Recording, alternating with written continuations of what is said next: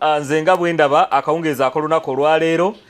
tusaba kutusaasira tutandisemuko eddakiika nga zeewerekedde naye twagala okutandika n'okusaasira Victory Kusansi Center mu Ndeeba olw'okuviirwako omwami Eric Kitenga yatuvudde ku maaso. Yabadde avuga digiye ngadda waka Salama Road ayo wakulekaana juka nti oluguudo olwo bakalumaliriza luguudo lukyali lupya bwe rutyo lwafunye kyerulya yavudde mulamu bw'ensi eno. Eric Kitenga abasinga mubadde mwajjanga enamboole by then kyamanyi producer ayinza okuba nga alina ku kifaananyi kye tujja mulaba bw'anaaba asobodde okifuna in case akifunye it's okay, naye nga mwadde bajje mwabajjanga enamboole wali ekyambogo waneeno ku nnyanja ya Kabaka ku Sipaya ne ku Dokisa eriko oyo ebyuma bimbadde mulaba ebyo ndowooza okuva mu 2014 ebyuma ebyo lwe twabifuna ebyaffe ku bwaffe kuba emabega eri twalinganga tupangisa naye kati mu 2014 emyaka nga 12 emabega ne tufuna ebyuma ebyaffe ku bwaffe bye tukozesa kati ebyuma ebyo mulaba ebisinga Eric Kitenga abadde nnyo mpagiruwaga okubanga mwe mugenda okujja ku kisaawe nga buli kimu kyategekeddwa dda y'omu ku babadde emabega by'okulaba nga biteekebwayo n'ofuna sound ennungi buli akaganye konna wano kyaki yonna buli muzindalo gwonna agusitula yekka ndowooza abamu mubadde mujja ne mumulaba ng'asitula abadde kabeza musajja w'amaanyi nnyo. Nabadde njogerako ne gyagenda yesterday nanzijukiza nangamba nti Eric oyo emmotoka yajjako emmotoka mu mabira awo nejja yonna neggwawo Eric n'agivaamu bw'atyo ne bamutwala ku ddwaliro ly'e Kawolo ne bamukolako then amawulire ne gatuuka wano ne balyoka bamufuna ne bamuleeta ne bamukolako bulungi nnyo. Eric atuvudde ku maaso abasinga de bawangaalira wano abadde babeere nnyo mu nteekateeka ezo eza Passover. We've been so close to him. Kati yatuvudde ku maaso twagala okwebaza ttiimu yaffe ng'ekulembeddwa HR mukyala Julie Nabisibo be bagenze ne ttiimu yonna okulaba nga bawerekera Eric Kitenga wali eri mu bitundu ebye Kaliro bw'atyo. Eric yatuvudde ku maaso kitalo nnyo kitalo ddala adde bamumanyi abadde bamutegeera. Kale olwakadde tugenda kuba nani stop paka saa zigenda kubeera 12 we twakoma wiiki ewedde we tugenda okubanga tutandikira. Abakulu bateredde Semalulu mulaba wano ateredde bulungi nnyo ku ludda lwange olwa ddyo Sheikh Abdul Kadri Sejjange Zisabusolo akkiririza mizimu omusiraamuzi w'abafu ateredde bulungi nnyo. Basiramulanga ye Allah siwulirangako nti abafu basiramuke okikolanga gwe ku lulwo ndowooza Allah olayika wamuggyako obuyinza. So nga te ku ludda eno owejjokolera ateredde bulungi nnyo olunaku olwaleero saako ne Haji Twaha Lubowa naye ateredde bakuteekeko bajja kulaba ne Haji obuntu bwobwo Haji obuntu bwobwo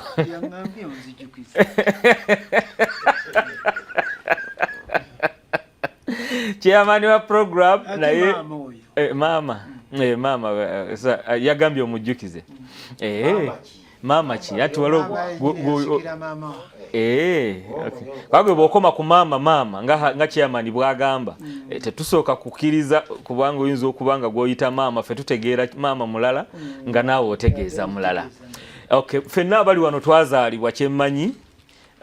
twazaalibwa ate enzaalibwa yaffe nga si eya Isa oba eya Yesu ava ku kyamagero. Isa Katonda taata kitaffe ya muzaala kati Isa ate yanti era Katonda kitaffe kyoba kyengambye Katonda kitaffe mwe mubisomesa mulowooza nze mbasiiga so nga ate ye Isa bagira Allah yafuuwa bufuuyi wali eri wa Maria kati ndowooza kati ffe tetwazaalibwa bwe tutuko yafuuwamu ani yafuuwamu ani yamuwa omukka gwe yafuuwamu weebale nnyo kati guba gwani omukka goba gwa Jibril kale fena tetwazaalibwa bwe tutyo fe twazaalibwa mu nzaalibwa gye mumanyi mwenna era nga abatuzaala be bamaama lunaku lwaleero lunaku lwawe oba oyina maama wo kikulu nnyo n'omukubirako kasimu yonna gyali kati mulimu abamu ku ffe nga bamaama babadde banjawulo nga si be batusindika ne batuteeka ku nsi naye ng'ate bazze batukuza nga bamaama ndi myaka kati 33 manga nzaala simulabangako era bw'oba gy'olindoza kankoze omukisa guno kati okukuyita kuba nakunoonya nga ndi mulamu nesobola kulaba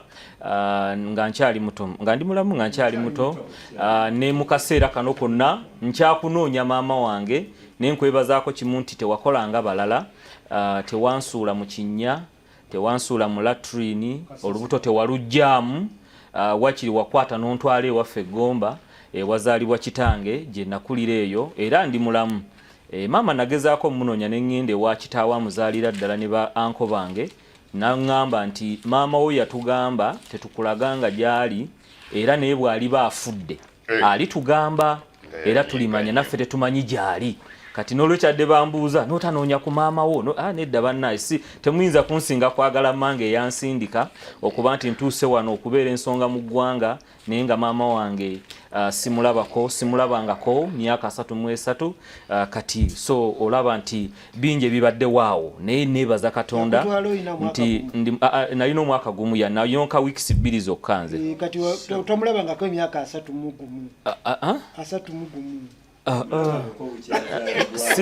kati omwaka gumu oba olabye maama obeera otegeera kansooke mmalirize mulyoke munakola gundi zammwe simanyi ani abagayi mwogerere mu nsi nedda nze njagadde kiyisaawo naye nga ku lunaku luno olw'abamaama njagala okwebaza abo abavuddeyo ne mulaba nti okula n'abaana bo n'obeera nabo kubanze kati mu bbanga eryo neebuuza maama namukola ki nga amazima gali nti sikimanyi oba namuluma nga nnyonka simanyi nekimunyiiza oba kyali ku taata kati nze ebya taata tebinkwatako kuba saaliwo naye nga mwebaza era mumisinga era mwagala lero lwe naamulabako awo nja kukola ng'oli Yusufu eyagamba ndabye ku mwana kati awo ne bwe ŋŋenda mumutegedde Yusufu oyo mu Bayibuli ndabye ku mwana ono Yesu kati awo ne bwe ŋŋenda kale nze kye nnindiridde it's one of the things I yearn for one day to do what to see or to blink an eye on my mother. But happy Mother's Day to everyone. Bamama mwe nabadde abo mugaso gye tuli ffenna abali wano mu nze nga bwe ndaba Hajwa nava tugamba kujjukiza ku maama we ate amujjukiza kitegeeza ffenna mwe mwatuzaala mutuleze mutukuzizza era olunaku luno lwammwe twebaza Katonda olw'ekyo. Alright. Chairman wadde agala kuyisaawo ki? Kino. Byoke tugende mu nsonga zaffe ez'olwaleero. Kama yebazibwe nti woli njagala kutegeezaako nti abantu ab'amaanyi mu nsi beebo oluusi ababoolwa famire zaabwe oba abamisinga abazadde. God blesses them. Nja kuwa ekyokulabirako. Jacobo yayagala nnyo Joseph naye baganda be ne bamubikira nti n'okufa yakola ki? Yafa. Ensolo zaamulya n'abeera e Misiri all along ng'era tamanyi oba aliddamu okulaba bakadde be naye time came n'abalaba. David yali nga bamubodde nga bagamba nti si mwana wa waka. David n'atwala olw'okuba enzaala ye enzaalibwaye maama yamuzaala mu bukodyo bwali bukodyo nga taata yazira maama n'akola obukodyo n'afuna olubuto naye bwe yazaalibwa taata yagaa si mwana we naye olw'okuba yali mu maka n'abeerawo bwe kaakulamu tebereza omwana omuto koke kumpi mu maama ne bamuga agenda olunde ente kale embuzi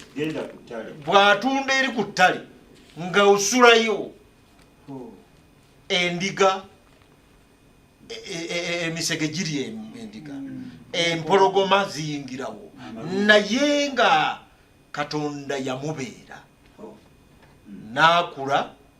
mu ngeri eyo ebyamagero ebyamutuukako kwakakananga ye kabaka baganda be bonna babalwa ebisaanyizo by'okuba kabaka nga tewali agwanidde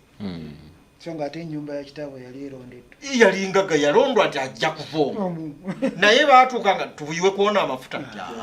si yoyo tuyiwe kuona ne baggwayo taata ne bamubuuza abaana baweddeyo baweddeyo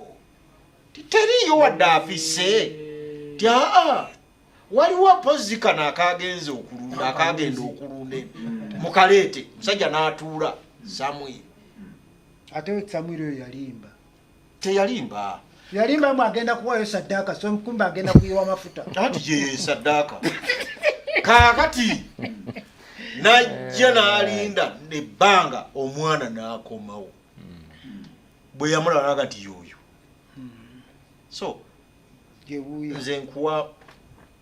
courage ekyamaama kireke God will one day bw'abanga gyali naye n'aliwadde ebyokulabirako bingi n'abalala n'abasajja abamu abattutumu wano nga bamaama baabwe tebamanyiddwa oba kitaabwe nga tebamanyiddwa so mpakaregi nti abantu ngaabo tufune oluganda olukola ki toboolanga muntu tomuwanga nnyo kugenda wala bw'aba aliko ekizibu manya oba oli awo nga mulonde eriyo omusajja omu nabeera naye yankolerako nnyo tuli eyo naye ebyembi nga bamuzaalamu mwannyina nga tebasobola kugamba nti taata oyo ono bebalumbuye maama simanyi oba ne erinnya lumbuye badde manyi ogamba oli naye ekiseera kyatuuka twali naye alikoze ettake twali naye naye ekyennaku omwana oyo bwe yatuuka omanyi kyeyakola n'ava kuno n'agenda nakati ali mu Amerika yafunayo obutuuze talina bwadda mu kika kukola ki ye yatandikira eyo kikaaki kirala kati so njagadde oggumya ekyo ekyokubiri nadde ntambula nensanga abantu bali babiri omu nga bamuyita Mubi David n'atumira nnyo mwami Mulanzi nga neyanziza n'akutumira nnyo asangibwa Mukibi David yaŋŋambye nti ali Ganda Nansana oyo naga nti webale nnyo program ebyagambye nze sijja byogera kuba yabigambye nze byabadde bigwa ku nze wano kubano tewali ayinako nekimu kujjako omulala gwe nasanze n'asookera ddala kugamba nti njagala ondabire omwami ye yayogedde kiri nga tamanyi nti yapooso Dr. Serwadda olw'okuwa ekifo ensonga eno oba programu eno ate n'abeera omuwuliriza nambeemu nti awuliriza era n'akuba n'essimu n'amwebaza ennyo bw'atyo n'agendako n'agamba n'omwami omulala kuba n'abatudde wano waali yagambye Haji Lubowa omuteeseza bulungi ddala amina kaakati naga mwebale mwenna olwamu bali n'abasoosowaza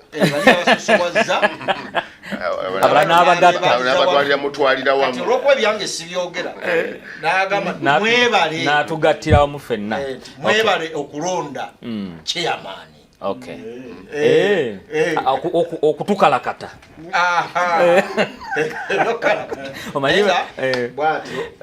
Omanyi ba chairman ennaku zino bakalakatira ddala omulala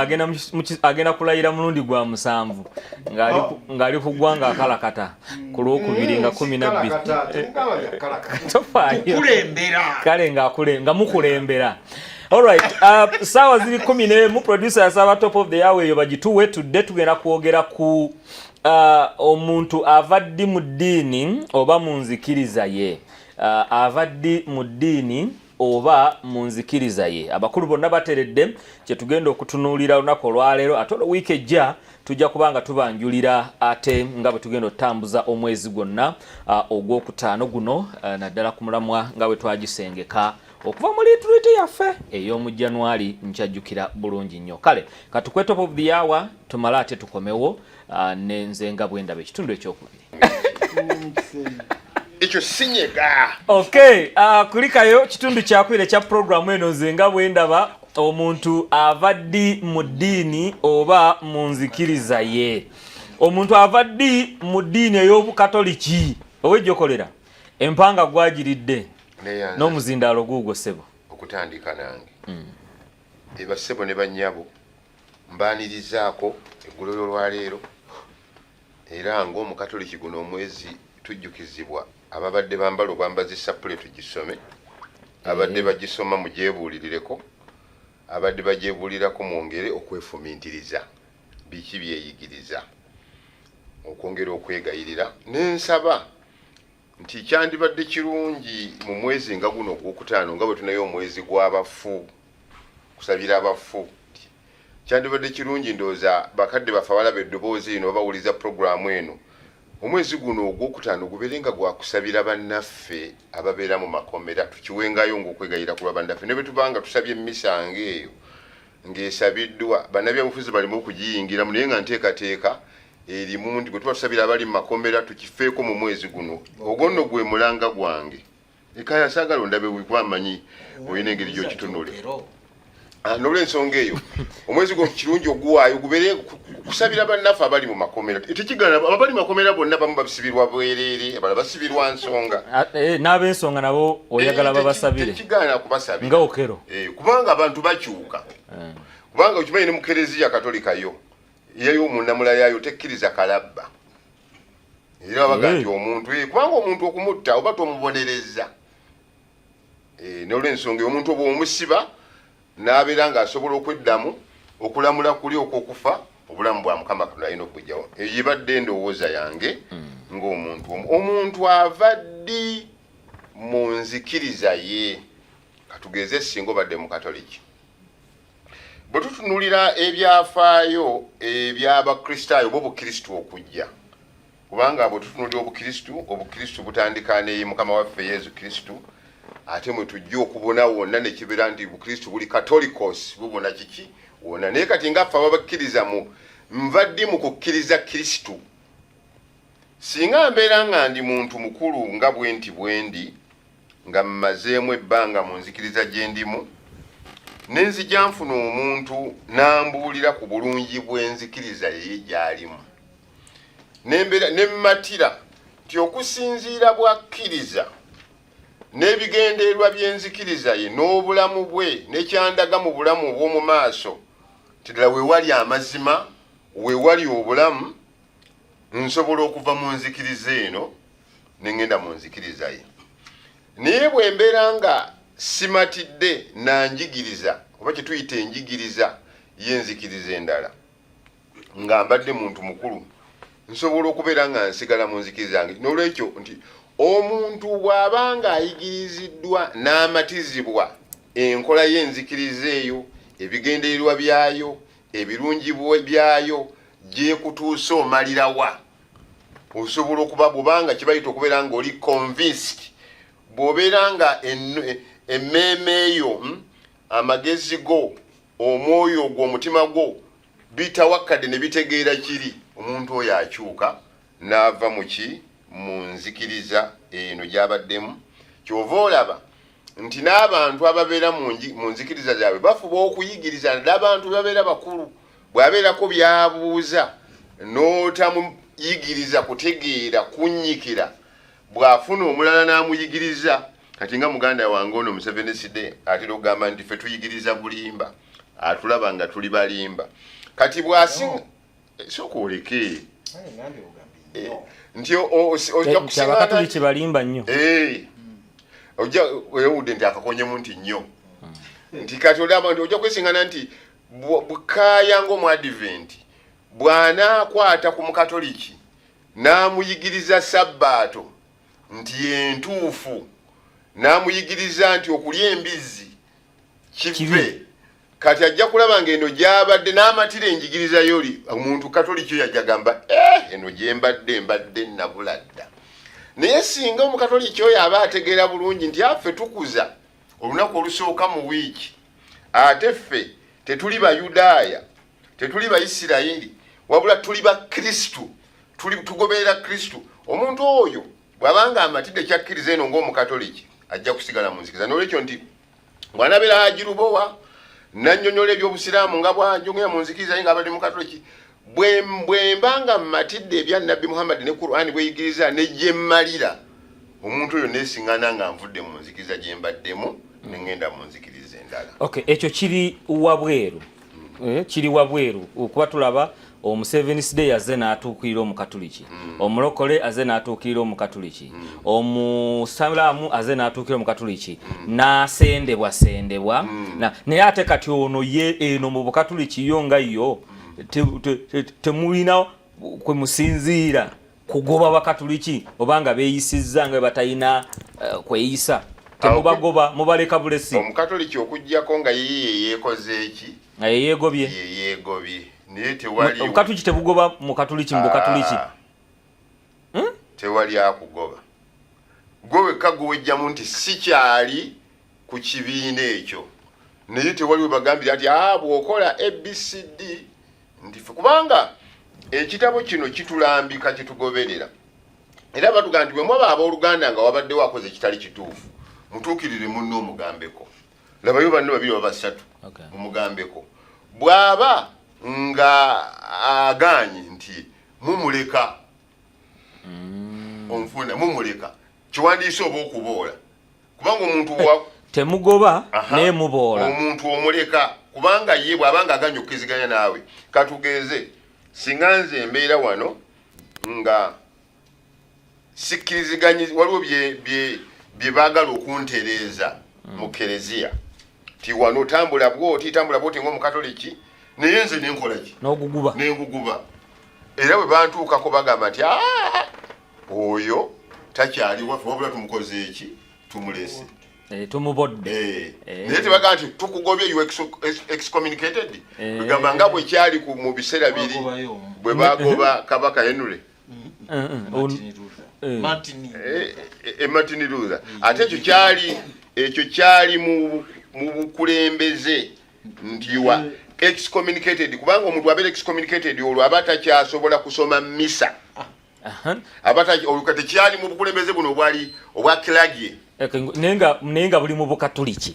ate ba Kilagye bo bayina kangambe bewayisa abakulembeze b'eddiini ate bo bayina luluzi zaabwe zibafuga nti buba togondedde bukulembeze bwe buti gwe basobola ogamba nibaga nti gwe kati ogobeddwa tokyasobola kubanga oweereza okusoma emmisa bakugoba mu bwa Kilagye tebakugoba mu bukatoliki kubanga bw'oba otunudde ebyafaayo bigulaga nti bwe baamugoba n'alyoka atandika ekirala naye nti gy'obadde ogamba nti nze ddi lwendabika nti nkoze eki ovudde mu bukatoliki kiwe mbadde awo nti eno toyina okujjawo nga gwoga nti nze ntadde naye bwe wabeerawo ensonga ezatambudde bulungi oba nga sendesendeddwa osigala oli mukatoliki Semaluuro simanyi oba abangirikaani mugoba abantu mu bwangirikaani muzindalo bagukuwe basebo ne banya abatuuliriza kikyamu nnyo okugoba omuntu yenna kubanga okugoba omuntu yenna wa wonna n'omugange yogerera bangirikani kwa toli musikatuliki toli musiraamu kikyamunyogoba omuntu owangirikani kubanga bw'osoma mu Yokaana esula 18 wagamba nti tewali n'omu eyali alabye ku Katonda okuggyako omwana we omu yekka abeera mu kifuba kya kitaffe oyo yamutegeeza byonna ebimufaako. Kati tosobola kwerowooza nga gwe amanyi Katonda obeere ng'ogoba azze okubaako okuwulira ebya Katonda okuva gy'oli ate n'obanga akolera sitaani. Ekyo tekikirizibwa era Yesu waliwo newe yagamba mbadde noonyawo wano n'agamba nti sajja kusalira muntu yenna musango naye najja kulokola. Kati tosobola kugoba muntu ate ng'abadde azze kuyambibwa. Kitegeeza obeera ate ne Katonda tomutegeera kubanga ojjukira waliwo n'omukyalo ono yali nga bamusangiriza mu bwenzi, bakabona abasinga obukulu ne bamuleeta waali ne bamugamba wuuno ebiwandiiko biga amateeka gagamba tumukube mayinja g'ogamba otya. Yesu Kristo n'akutama wansi n'awandiika n'abanga atakoze eki atategedde ne bamwongera ssebo totulwisa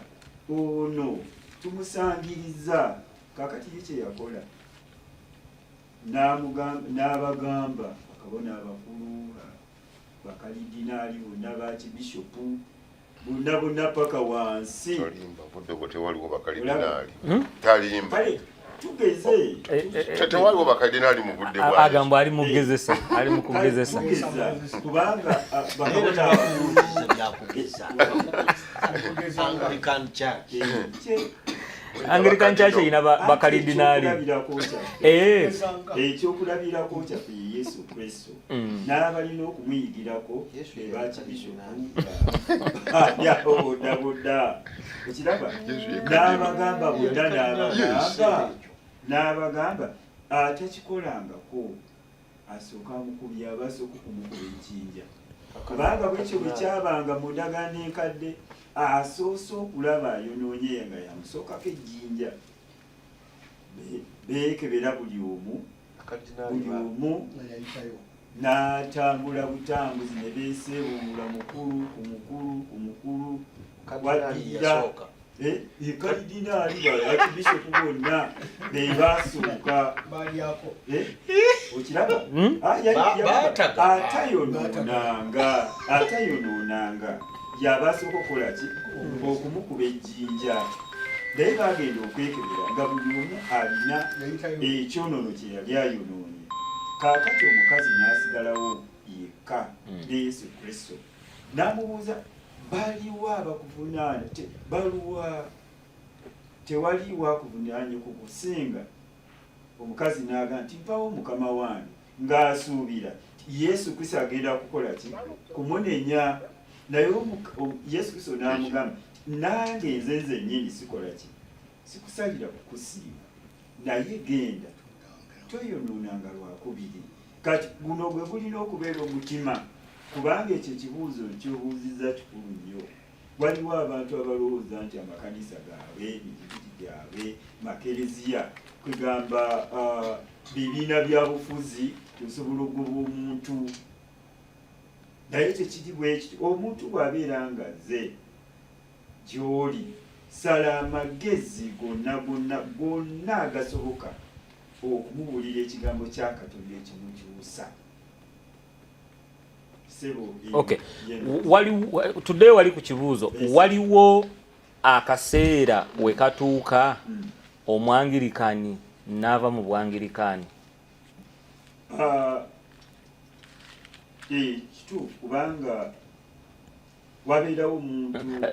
kati tompa kubanga mpa atya avaayo atya. Waliwo era mu Matayo essula 15 afiirayo mu Matayo aviirayo mu Matayo wagamba wano nti Matayo essula 15 wagamba nti awo Abafalisaayo n'Abayonaani bannamateeka ne bava e Yerusaalemi ne bajja eri Yesu ne bamugamba nti abayigirizwa abo lwaki boonoona obulombolombo bwe twaweebwa abakadde kubanga tebanaaba mu ngalo nga bagenda okulya emmere. Naye Yesu n'abaddamu n'aga nti naye n'ababuuza nti lwaki mumenya amateeka ga Katonda nga mwerimbika mu bulombolombo bwammwe. Ekigambo ekyo omuntu bw'abeera nga alekeddewo okwerimbika mu bulombolombo obw'eddiini kubanga eddiini bwo bulombolombo bungi naye kati twabuviiriramu ddala mugambe kyamanya awandiike ekimusiiwa bw'amaliriza ajja kibuuza omuntu kwegamba waviira mu ddiini oba mu bulombolombo. Wali tusanga mu Efeso essula 14 aga nti tuleme nate okubanga abaana abato nga tuyugana n'amayengo nga tutwalibwa mu muyago gw'okuyigiriza okw'abantu mu bukuusa mu nkwe olw'okugoberera okuteesa okw'obulimba. Tube n'amazima mu kwagala tulyoke tukule mu Kristo mu byonna nga tweyongeranga okuba nga ye omutwe gw'ekkanisa. Mu ye omubiri gwonna bwe gugattibwa obulungi awamu ne guyungibwa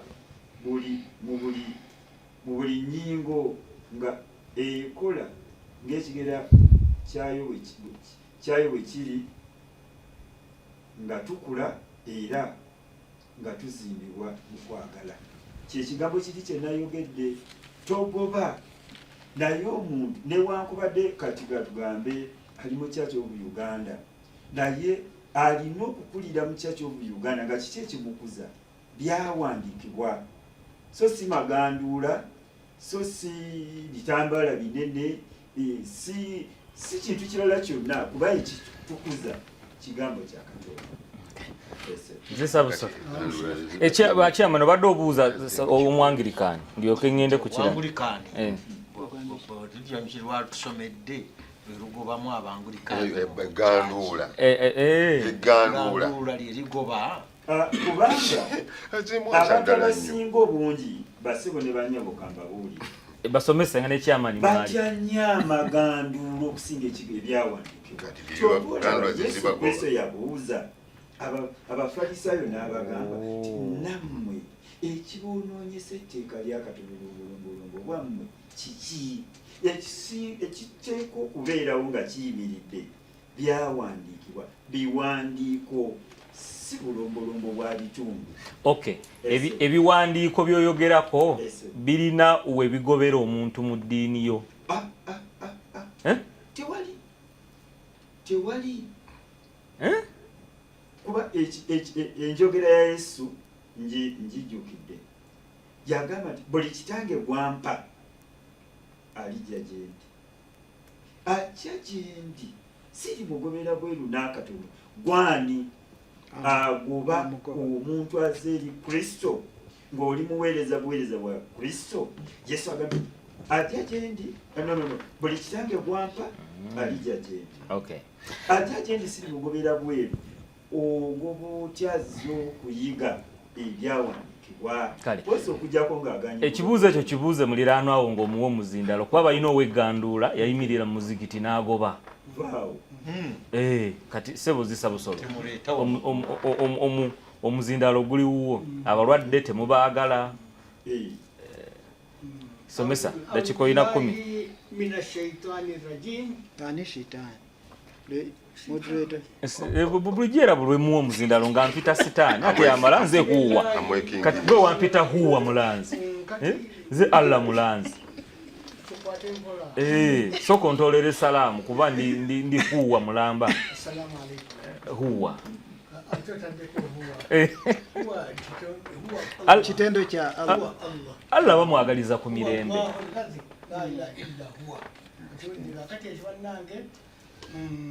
Mulanzi wabadde ng'atandika okwogera olwaliro alina ekintu kyagambye nti kyamusaze. Ennyumba yamusaddaase oba emmotoka yamusaddaase. Allah yakozesezza oluguudo olwo ne lusaddaaka. Ekintu ekyo bannange ekiri wakati mu nsi wano. Ennyumba yasaddaase. Kakati naye ono omufu waffe twaliwo ekyamusaddaase. Kale ebintu ebyo oluguudo lwesalidde. bannange abatuuliza n'abatula ekintu ekyo kiri mu nsi muno kiva mu kigwa kya Katonda kyawaki tukireka bulesi Allah wa rasuli alam Katonda yakimanyi kyokola nti ffe tuba tugenda okukola ekintu tumala kuba shitaani yakolemerwa ne tusoma erinnya lya Allah. Katugenze man arada Allahu bihi khairan yufaqihuhu fi ddin. Katonda gw'aba ayagaliza obulongoofu obwereere obulungi obwereere amuyisa kumanya amateeka g'eddiini. Man arada Allahu bihi khairan yufaqihuhu fi ddin. Kano nti ayagaliza okubeera obulongoofu obulungi amuyisa okumanya eddiini ye. Man yartad minkum an dinikum fayamut wa huwa kafir. N'oyo omuntu aba alutaze oba avudde mu ddiini ye n'alalanga n'ava mu ddiini y'obusiraamu afanga muki kafiri. Kale ekigambo ekyo ugasa okola shahada n'okutuuka ku shahada y'endagaano gye tukola ne subhanahu wa ta'ala. Era ndio tubanga tuziika abafu baffe tubagamba jjukira endagaano gye wakola ne Katonda wo kyekigambo ashhadu an la ilaha illa Allah wa ashhadu anna Muhammada rasulullah. Kasita okikutukako n'otokyogera nga tokyakikola olwo nno munnange okyuse okuva mu ddiini yo oba tokyali mu ddiini yo. Naye tetukusalira musango nti genda tusegulire tetugoba wabula gwe weegoba wekka kasita okutuka ku ndagaano ya Katonda gye wakola ne Katonda wo mu ddiini ey'obusiraamu. Mbagamba mu ddiini eyaki ey'obusiraamu kubanga ffe tukolera ku shahadatu an la ilaha illallah. Mwe wamwe mukolera mu kwatula ne mwatula ne abalala bakera mu kukkiriza naye ffe tukolera mu kukola ndagaano kasita okutuuka ku ndagaano ya Mukama Katonda gye wakola naye ekigambo shahadu an la ilaha illallah wa muhammadu rasulullah. Kasita obyonoona omanya eddiini yo munnange gye gootaanyiza. Al ilimu wal fahamu okumanya n'okutegeera okufumiitiriza n'okulowolereza. Bwebanga tobirina mu muntu nga omuntu talina kumanya n'okutegeera nga Katonda twamusaba okumanya n'okutegeera obanga talina kufumiitiriza n'okulowolereza mu ddiini gy'olimu bisobola okutaataaganya bambi n'obutaabutana mu madiini. Okay. Ate bwe mba nga ndi mukulembeze mu busiraamu ne mbaako bengoba abasiraamu baba babuvudde bate babuvuddeemu? Bw'obanga oli mukulembeze mu busiraamu ng'omusiraamu yatoola shahada simanyi ojja buyinza kumugoba obuulirira mubuulirire. Ati kati bw'omugoba tabuvaamu. Mulimu okuva mu busiraamu bwa mirundi esatu. Waliwo omukyala eyali afumbiddwa omusajja omusiraamu n'agamba n'ebidiini byose jja bisomayo. Naye ng'omukyala oyo yamusiramula omukyala n'atoola shahada n'amutwala n'e Makka naye batandika okuyombagana. omukyala yamulangira musajja n'ebidiini byo ebyobusiraamu sibivuddemu sikyabirimu kubanga aleese ate gyaliya omujja we kakati najjanyiiga nnyo n'agamba ogiroleta ejjaliya ate nga zinakugamba ndi naawe kubanga endaka nenonozaawo n'obulongo baali bamanyi nti omukazi aba musajja ku mukyala mukyala ku muki ku musajja kyayongerwako mulala naye kasira leeta jjaliya n'agamba n'ebidiini byo bivuddemu ate nga bagenze n'agimukuba ate nabala kitange agidda nnyime obusika nga banyimye obusika ti n'obusiraamu sikyakoze eki ng'agenda agalokoka kale kimu okuva mu ddiini olw'obusungu so omuntu ava mu ddiini y'obusiraamu olw'obusungu kyekisooka obusungu obwo obusungu oli nga yesunguusa najja naye nga sheekhe imufuti mubajje oba galabuzi sheekhe wange galabuzi ne sheekhe wa twahalubo wahaji twahalubo alina biye byafubuto tukugabye omusiraamu wabula kyemulina okukola kumuzza kumubuulira Katonda agamba ekyokubiri ekisooka busungu ekyo ekisooka tugambye obusungu bugobo bujjo omusiraamu obusiraamu yekka nga twali akoze eki ekyokubiri twali amufutudde ekyokyemagambye al-ilmu wal-fahamu okumanya n'okutegeera okufumiitiza n'okulobolereza bw'oba tolina kumanya n'okutegeera nakufumiitiza nakulowolereza eddiini osobola okugibutaabutanamu ekyokusatu akantu kano sente kebayita kafulushi ojja kubanga otudde alongaba so nakyogera nekuli nengamba kati pasita sibadde mukwano gwange namala ngamba nti jatudde obulokole ankubako kagundi kabeezi owuliti nenyumba nze golaba nze ekitegeeza zesa busolo ne bakuwa ku nsimbi obusiraamu okasuka eri nze natuukirirwako abazungu abangereza okuva mu bungereza nebanga oli omulaga nti oli omusajja amanyi yesu naba nti ddala omanyi yesu nti nebantuuza abazungu omusanvu nendeeta Qur'ani nembalaga amanyi ga yesu agali wano era nendaga obuyinza bwa yesu katonda bwe wamuwa mu Qur'ani muno nibabawo ki ebifaananyi gonanzibulya mu luzungu nze byogera mu Luwarabu onanzibulya mu litya wagambye ti yesu katonda yamuwa amaanyi nagano era nabagamba tisenga nasanga mu Qur'ani muno nga temuli kigambo kikwata ku Sayyidina Isa alayhi salatu wassalam nandibadde ngamba Qur'ani yakikuggu nandibadde nkola ki njatula obulokole naye ate okukkiriza obusatu kibayita okufumiitiza n'okulowolereza olidde kakati okwatula obusatu kikusiba wadde sente ozaagala wadde emmotoka ozaagala eri mu busiraamu oli mwavu awedde emirimu yakati obusatu buno n'ogamba Allah nga alina ettima Allah nga alina ettima kale n'olwekyo bannange erimu okumanya n'okutegeera okutegeeza n'okulowooza bibeerenga mitima gyaffe n'okubuuka Haji ono agamba mwebale kuweereza alina hadiisi gyakuwadde era ndowooza ogenda tandikira mu kibuuzo awo nga bakumpeera omuzindaalo mbuuza abasiraamu musa w'obusiraamu yajeemera Allah bwe yawuttula malayika limawuti oluyi nga zze okumutta ekibuuzo awo musa w'obusiraamu teyakaafuwala n'ava mu busiraamu hadiisi nagibawadde 423 musahibu Bukhari 1039 Haji bakuwa omuzindaalo. Inna alhamdulillah wassalatu wassalamu ala rasulillahi sallallahu alayhi wasallam. Abatuwuliriza n'abatulaba mbalamusizza era mbaagaliza birungi byereere. Sebo namwe n'abali eyo obusiraamu tubuyingira naku osooka kukkiriza mu mutima gwo n'oyatula n'olulimi lwo obusiraamu n'obuyingira ate era bw'obukoowa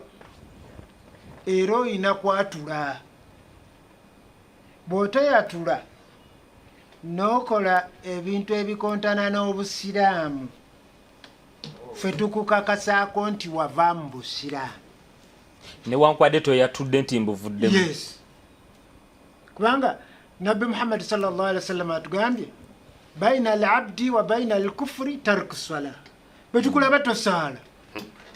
tugaa nti omusajja oyo muddala musiraamu kubanga teri musiraamu asobola kuyitwako swala kabeere nga bamutaddemu akapiira emulago,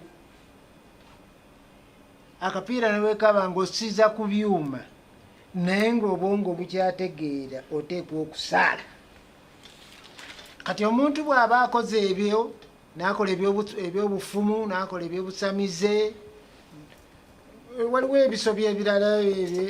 omuntu byayinza okukola ebyo. Tetugamba nti avudde mu busiraamu naye tugamba nti asobya obusiraamu, naye waliwo ebimujja mu busiraamu nga beekakatidde. Nja kusoma aya za Qur'ani 2 ne shekhe atuwaddeyo ekiraga nti omuntu asobola okuba nga avudde mu busiraamu. Nange kandeeta ennyiriri 2. Olusooka nsoma mu surati Al-Imran, essula eno ya 3 aya ya 19. Allah subhanahu wa ta'ala agamba bw'ati okuvunula, mazima eddiini ebalwa mu maaso ga Katonda bwe busiraamu. Tebaayawuka n'abo abaweebwa ekitabo ekya Tawuleeti n'Enjiri, wabula baayawukana luvannyuma lwakubajjira okumanya ne bakwatibwa ensaalwa eyayingira wakati waabwe. Allah wano wanywereza kiri ky'obuuziza. Omuntu yenna awakanya ebigambo bya Katonda amanye nti mazima Katonda mwangu wa kumubala. Aya eno ya 19 surati Al-Imran, nsomayo eyokubiri. Eyokubiri nja gisoma mu kitabo mu surati Nahali ndoza ya 16 aya ya 16. Enenyweza eri omuntu awakanya Katonda oluvannyuma lw'okukkiriza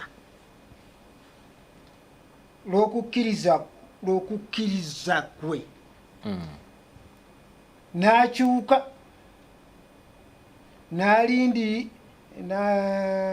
kokkiriza kwe n'akyuka, alindiriddwa ebibonyoobonyo ebinene okujjako oyo akakiddwa. Sekakabadde annyonnyolako omuntu basobola omukaka okuva mu ddiini oba n'akemebwa n'ebikemo ebinene Seka byamaze okumenyaawo, okujjako oyo aba akakiddwa obukakibwa nga n'omutima gwe guteredde ku bukkiriza. Naye oyo ayanjululiza ekifuba kye eri obukaafiiri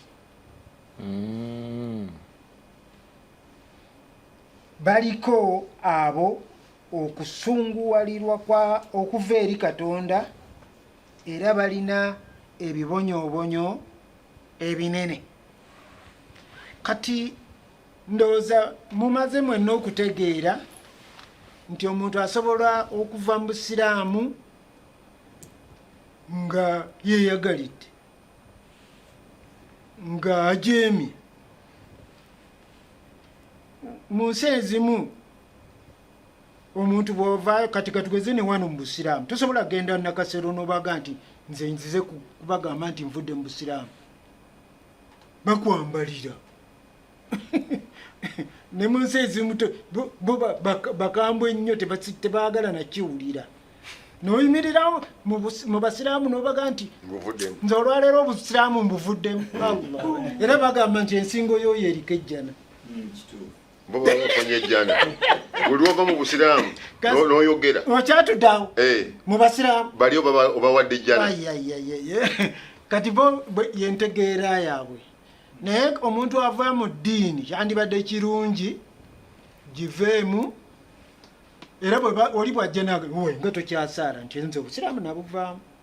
kiwedde takuddira teri yayinza kukuddira era kasoyatula ti obusiraamu nabuvaamu ekirala omuntu oteekwa okubeera omwegendereza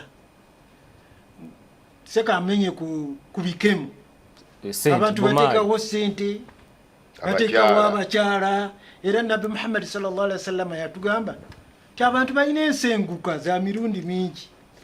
ensenguka gye yali ayogerako ey'okuva mu ddiini eno n'oddamu eno waliwo abasenguka olwa Katonda n'omubaka waliwo abasenguka olw'imaani olw'okukkiriza kwabwe ne wabaawo abasenguka olw'omukazi oba omusajja ng'olyaga nti nze nyingidde obusiraamu lwakuba omukazi mwagala era abantu bangi nnyo abasajja bayingira obusiraamu kumugamba nange namufunako ngaze okuwasa ewange nemugamba nti bw'osiramuka nesigaana sigaana kutwala muwala wange onoosiramuka naga nti nasiramuka nasiramuka nemumuwa bakyali bonna era bakyali bonna olidde kati omuntu asobola okusenguka olw'okwagala ne basenguka olw'emaali abalala basenguka lwa ssente babateereddewo kino nakino nakino nti abo onodde eno ojja kukola ki tujja kuwa ebigambo bya Haji oyagala biddamu nkukkiriza kyali ku mwannyinaze mwannyinaze ng'ajja afuna omusajja nga si musiraamu n'agamba totutwalira obudde ng'onyumya mboozi etakola omusajja n'asiramuka naye mwannyinaze ne bafuna obutakkaanya n'amugoba yamugamba hajja tyongobye te komyawo akasaanikira kange bw'oba onkyali komyawo akasaanikira kange kasaanikira kekaki kabawulo komyawo tetukategedde seobusiraamu nagikolaki nagivaamu akasaanikira tetukategedde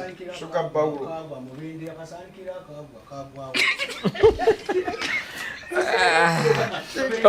sebo nga maliriza ekibuuzo kyebambuuziza ekya Musa Musa yakuba malayika limawuto sijja kiddamu kubanga tekiri ku mulamwa gwe abadde abuuza ti teyava mu busiraamu batubuuza abo bayagala kutubuzaabuza Muwanika Henry abuuza Gisabusolo nga ngende wa chairman singa mba ndi musiraamu nendya ku mbizzi osiraamu mbuvaamu nga ndi embizzi obuuziza bulungi bw'oli embizzi oba mulamu obulamu bukola bulungi nesupu wenna bw'owuse naye Qur'ani ne Katonda byatugaana okulya embizzi waliwo okugaana Haji Soko lindeko nezisabusolo mulindeeko waliwo okugaana n'okuvaamu wano kyetuliko bwe ndi embizzi nga ndi musiraamu kinzija mu busiraamu ludda wa Allah wayogerera nti bw'olya ku mbizzi naye nga tovuddeemu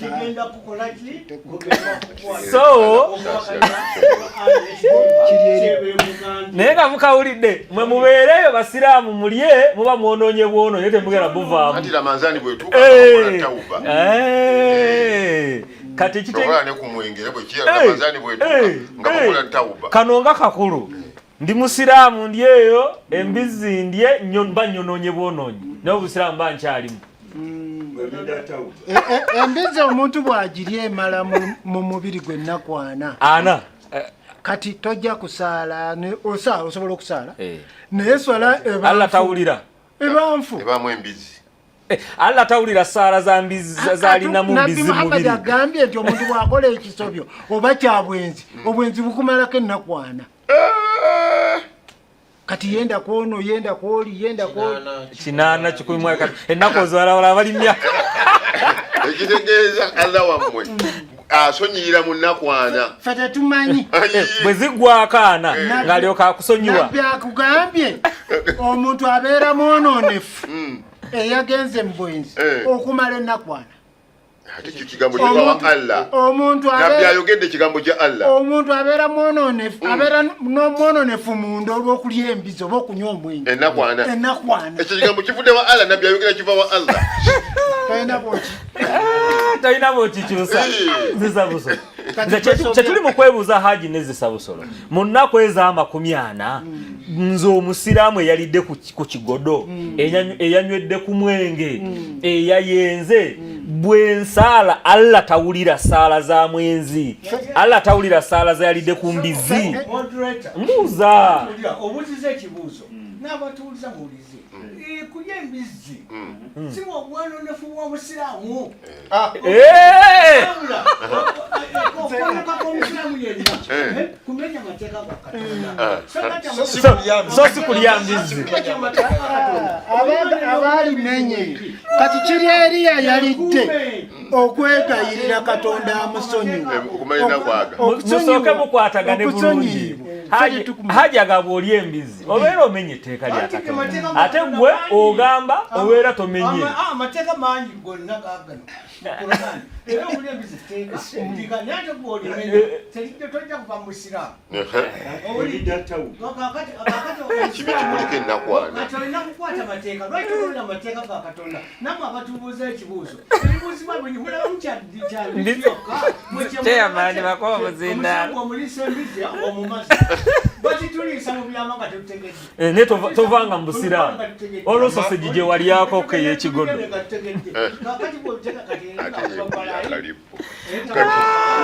Chairman mupera omuzinda Chairman nga bw'ojja kwanyiza obutafuna budde owejjokolera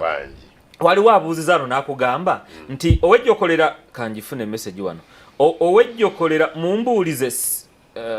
adda agamba atya abadde abuuza simu nga yeekwata owejjokolera singa njemera paapa nsigalamu mu katuliki anti kaakati ekigambo nakyogedde bulungi nti bino byewawulidde bya excommunication okugoba ebyo byali bakwatako mu bukulembeze nga mu bukulembeze si byaffe abagoberezi kyova olaba nti ne orthodox church okwawukana mu mwaka gwa 1554 oludda olwali lutule ne Roma bwe lutatakwatagana lutule mu Constantinople ono yaveno yaleeta obuyinza naga nti ffe tubabodde ne bagana naffe tubabodde buli muntu nasigala ng'akolaki naye nga kyonna kye bali bakkirizaako eki kimuno olw'ensonga ekyo kyali mu bukulembeze naye kino ekyogamba nti era ne paapa okugamba nti Martin Luther nkoze eki nkugobye asinziira mu bukulembeze naye kino ekyogamba nti paapa kati agobye omuntu kati nganze tasobola kugoba n'abaako kyayogera n'omujemera nga ggwe so si bali abalala abakatuliki kwagwe oli mukatuliki wanjawulo okugoba kuli mu layini yaabo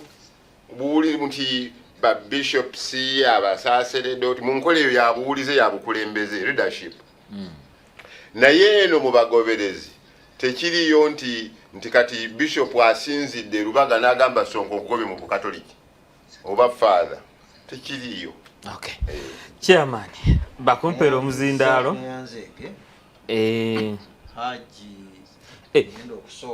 Katono nnyo. Ono agambye nkyali ku mulamwa Musa teyava mu busiraamu bwe yajeemera Allah eyali amutumye eyali atumye malayika limauti okumutta n'ajeema n'agaana okufa ng'awuttula malayika limauti. Agamba nkyali ku mulamwa Haji aga nti womugambe bw'owuttula malayika ekisooka abantu bonna basobola okukuba malayika oba Moses yali agiraba era yagimanya. Tuyinayo malayika eziwera eziyogeranga ne bannabbi. Kati malayika al-mauti Nabbi Muhammad yajibuuza nti abantu bojjamu emyoyo tebakunyiigira. Ekitegeeza Musa yanyiiga. ngoli bwagaye obusungu kati yava mu busiraamu olwo kati teyava mu busiraamu kubanga batugambye obusungu bujja omuntu mu busiraamu si ffe tumulamula katonda yamulamula katonda yamanya nti oba musa yava mu busiraamu naye okusinziira ku nsomesa kati tugoberere ensomesa ebanga eraga nti yabuvaamu okusinziira ku ono obusungu Allah yamugamba yayatula okumanya yabuvaamu musa yayatula nti byongamba tebitegereka n'olwekyo obusiraamu mbuvuddemu teyayatula oluyite ekikolwa kyekyayogera ekikolwa kyekyogera sheeka ono atusomedde aya n'agamba nti eddiini ebalwa mu maaso ga Allah eryemu busira akati ne tujja tubikkula Bakara yakubiri aya yankaaga mu bbiri egamba bweti mazima abo abakkiriza abasiraamu n'abo abayudaaya ani abala ani azoogera mu Qur'ani abo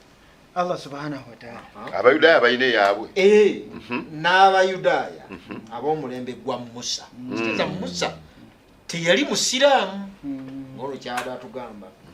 n'abakristaayo bannaswala ezo mmeka 3 n'abannaswala ezo mmeka 4 kakati ezo eno aya yenfu oba Allah yeerabira kubanga negambye nti abo bonna ku lunaku luli olw'enkomerero Katonda agenda bawa empeera ate tebali bamu baabo ate nga abaleemu yokka ate abaleemu yokka ng'ate wano agenda bawa empeera mbwera bagenda kusanyusibwa si bakunakuwala abakristaayo si banakuwala abaswabiriina kakati abalatyemu njagadde clarifying nti watulimbye tabaleemu salimbye tewalimbye Allah ye tabaleemu naye abagoberezi ba Allah ate Allah y'omu yayogerawo nabbi Muhammad sallallahu alaihi wasallam yayogera wano bamubuuza abagoberezi be nti ab'emirembe giri egyasooka baana bakubala batya n'aleeta anti Allah n'ababala ate kutya ng'ate enkomerero tennabeerawo yabeerawo enkomerero yabeerawo anti yagambye nti ku nkomerero bakuweebwa si bakunakwala enkomerero yatuuka bo ne bafaawo kyawo kiwedde so aja abadde atulimba luli omukutte lubona bwe tugenda ku nsonga ey'okuva mu ddiini oba kakati waliwo ebintu byetutamanyi byetulina okumanya nti tulina kye tuyita ekibiina ky'abaadiventi ekibiina ky'abalokole ekibiina ky'abasiraamu n'ebibiina by'abalala n'ekibiina ky'abakatoliki ffenna tubala tugoberera Yesu nk'abakristaayo nabano bamwekakatikako Yesu abasiraamu nti bakkiriza Isa mwawekakatikako kubanga sisobola bw'ogamba nti nno Yesu bamutukakatikako kati mumusooke mutereremu ababiri mwababiri munyambe musooke mweterere badde tusaba oba tubajjeko wano baddeko wali bano n'okwezisa Semalulu yatudde wabi ekituufu kubanga kikkirizibwa ne basooka batuula Allah akikkiriza ekyo mwe babiri ne musooka mwetereza babakakatikako mugende mwetereze gwe wekakatikako babakakatikako nze Yesu simwekakatikako mukkiriza yakwekakatikako ate olwo omwekakatise Yesu mukkiriza ne simuvunamira kyamani mulekayo omwekakatikako kyamani sebo wamma twala obudde bugaffe mu maaso kakati ebibiina ebyo bibeera n'enteekateeka yaabyo byo ng'enteekateeka yaabyo erambika bammemba baabyo naye mmemba wa SDA abatta Yesu nga bwogamba ne Yesu Kristo yamanyi nti ono anvuddeko oba akyandiko nze wamala kyemmanyi kimu tyewano mu kibiina tugobe tutafenna era nsobola nomuga nti totambudde nga bwendowooza bwe tulaba ebintu mu kibiina n'olwekyo olabika watwebengulako era bw'oba watuvaako tubuulire abamu tebatubuulira wano mwami Mulumba lwakuba tagize tali wano naye ne bwe yandibaddewo sitya kukyogera yabaddukako yali mmemba yasooka kuyeno waffe tewayo yahajiridako chairman yali mmemba najja n'abeera mmemba naye twalabiraawo nga takyakola byakuŋŋaana kisoboka nakyo era bwe yajja namulabira mu studio ono nno waaka gwagamba zensimbi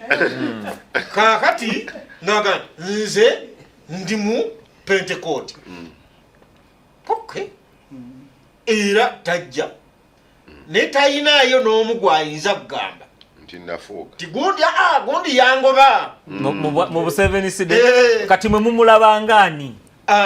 mwe aba 7 side tali mu kibiina ali mu lutadi naye mu kristaayo tali mu kibiina kya bu 7 side Kristo yamanyi kati waali kitengeje kati ye Kristo kubanga yagamba labayo tugamba nti waliwo ekitabo Kristo mwawandiika ababe era yagamba nti ninayo n'endiga ezitali mu kisibo kino kati tugamba SD ekisibo kya Yesu tiwaliwo endiga ezitali mu ebirala ekimwetaagizo zijjayo azigatte ku kisibo kino kati ziri eyo zibulubuutira mu bakatuliki zibulubuutira mu balokole abapentekote zibulubuutira mu basiraamu mu kizigwanira kujja tetuva tubeera n'okubuulira enjiri ne koolo tubayita bannaye mujje mutwegatteko ku kibiina kino nga bw'oyingira mu kibiina kino tuga nti Kristo agenda kuwandiika mu kitabo kye oyinza n'okuba buwandiikibwayo dda naye nga bambi tomanyi nti oli weeno ng'omwana akulira mu lujja ng'omusajja mukyala yayenda naye omwana n'akulira omwana aba wandiga naye ng'akulidde mu ŋŋonge n'amanya ne bamuyita ag'eŋŋonge naye nga si waaki kimugwanira okuvaayo adde mu kika kye ekituufu n'olwekyo Kristo yagoba yamanyi gwajja era bwe tusomako mu Bayibuli wano mu kitabo kya Matayo soma lunyiriri lwokka mbikwatira awo ebirala tujja bitandikirako Sande ejja agamba soma lunyiriri lwokka obudde buweddeyo muganda wo bwakukola obubi genda omubuulire ggwe naye mwekka bwawulira ng'ofunye muganda wo naye bw'atakuwulira twala omulala oba babiri era mu kamwa k'abajulirwa ababiri oba abasatu buli kigambo kikakasibwe era bw'agaana okuwulira abo buulira ekkanisa era bw'agaana okuwulira ekkanisa abeere gye muli gy'oli nga munnaggwanga mutunuulire kitegeeza okuboola jagambye nti kuboola